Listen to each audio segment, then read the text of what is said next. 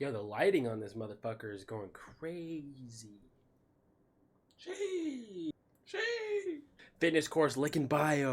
Alright, what's up, guys? We're going to try a new kind of video today where I'm just going to kind of rant about some stuff. We're going to talk about ethical emotivism. And before we get into the video, I want to talk about today's sponsor, nobody. So, guys, the quality on the videos is going to turn up a little bit because I got the camera and stuff. I'm not on the camera right now because I need an adapter to use that as my webcam. So, unfortunately, cannot use that. But I already know I'm going to look back on this video and either think differently or know something I didn't know about emotivism and want to interject it. But I'm going to give you kind of my layout as to what you saw in the title and thumbnail as to why all of human ethical expressions are just emotion. So when I brought this topic up to my friends, most of them were like, "Oh, you think that all of human ethics is just emotion? Oh my God, you sound like a vegan girl. That sounds like a vegan girl's view on the world." Which, I mean, to some extent might be true, might be false. I don't know. We're gonna see in this video. But really, after that, I wanted to come on here and flesh out my whole position on human ethics as a whole, and this has kind of been brought up to me by Alex O'Connor, and his videos are awesome. So I'm gonna there'll probably be a link to him somewhere.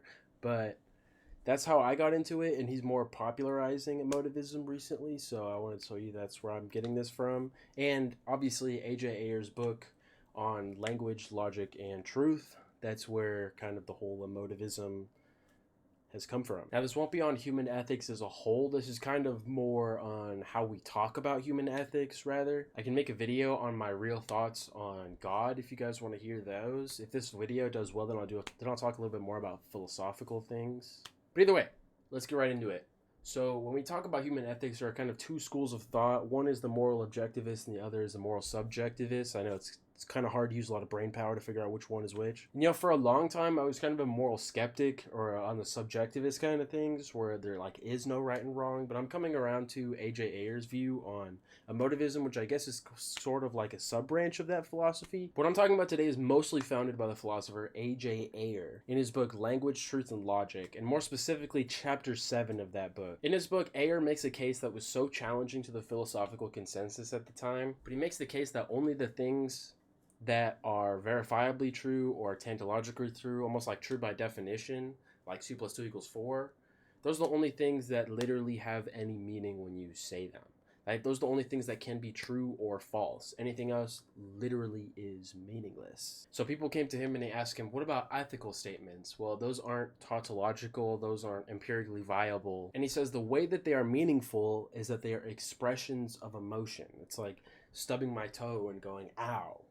Like, is that true? Is that false? That kind of doesn't apply. And it's honestly more of a philosophy of language than it is ethics. It's just trying to get at the root of what you really mean when you say good or bad, or something is right and something is wrong. So if we take a claim like murder is wrong, and for the moral realist, for a realist, they would believe that there's a property or a category kind of embedded into the universe that is wrongness.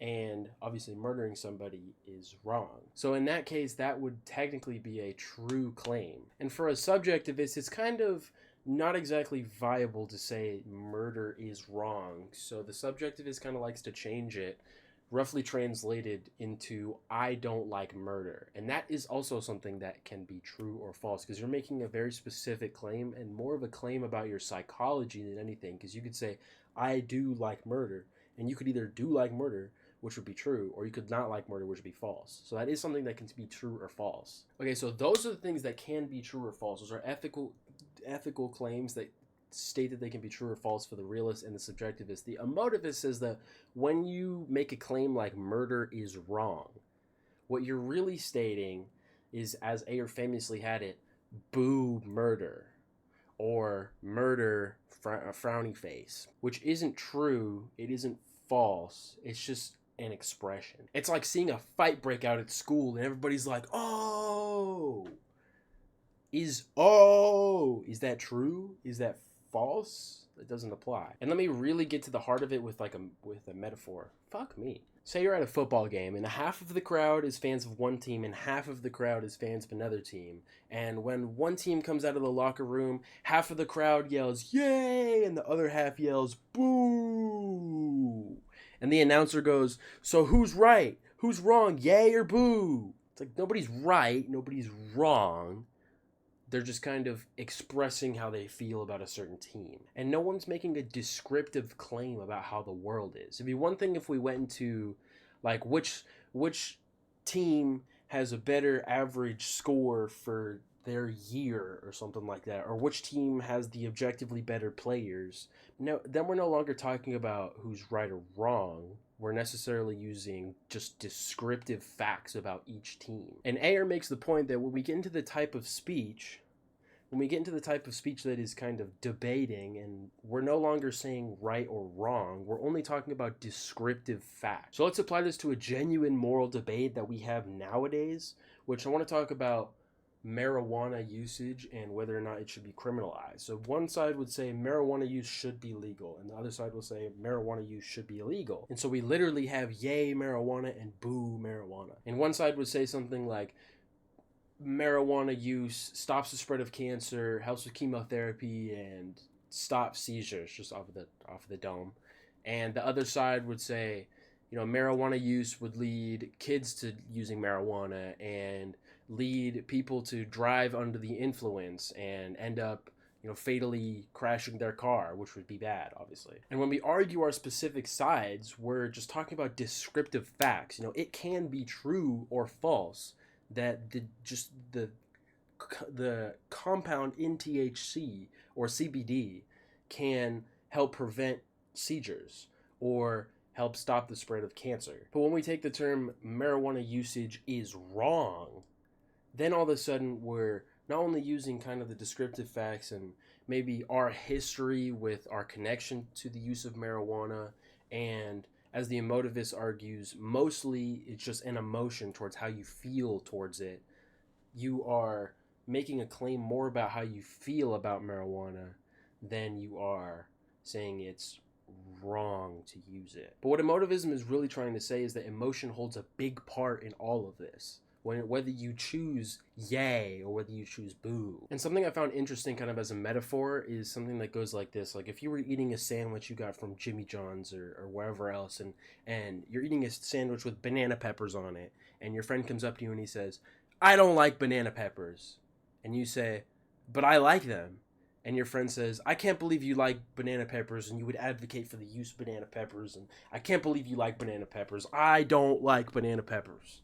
And you look at him and you say, "I can't believe you don't like banana peppers. I can't believe you would even say that eating banana peppers would be bad. Like, this is so good, and they add a little crunch to the sandwich and stuff, but I like banana peppers." Now, there's a real argument to be made that you and your friend aren't actually making any genuine points to each other. You guys are just, as one would have it, talking past another. And in that sense, the conversation didn't really go anywhere, and it's not like anybody... Well, I guess whoever shouted the loudest might have won the debate. But either way, let's go back to the marijuana discussion. And Ayer tries to make the claim that at the end of the day and kind of in our root core, we all have very, very similar, or if not the same, moral agreements. So on one side says marijuana usage will lead to people driving under the influence, which could lead to fatal car wrecks. The underlying key component here is that we both agree on fatal car wrecks bad. And a lot of the time, Ayer tries to make the point that we all have the same underlying moral value. And on the other side, if marijuana stops seizures, we can both agree that stopping seizures equals good. And remember, this is a branch of subjectivist philosophy, where we have our subjective emotive morals in the backing of each of the facts and things that we're trying to make a debate for or make an argument for. Whoa. Like if okay, and this is interesting.